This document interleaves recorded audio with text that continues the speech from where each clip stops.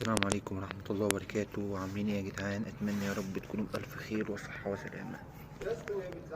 ان شاء الله النهاردة معنا موعد مباراة غزل المحلة والأهلي. المباراة اللي هتبدأ على التوقيت الساعة 7 مساء بتوقيت القاهرة، والساعة 8 مساء بتوقيت المملكة العربية السعودية. فهتبقى ان شاء الله مباراة كويسة جدا جدا. طبعا القناة الناقلة هتكون قناة اون تايم سبورت اتش دي 1، والمعلق أيمن الكاشف.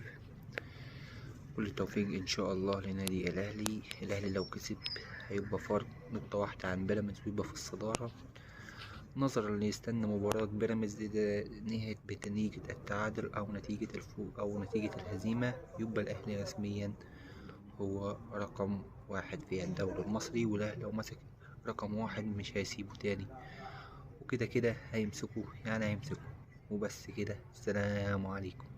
سلام.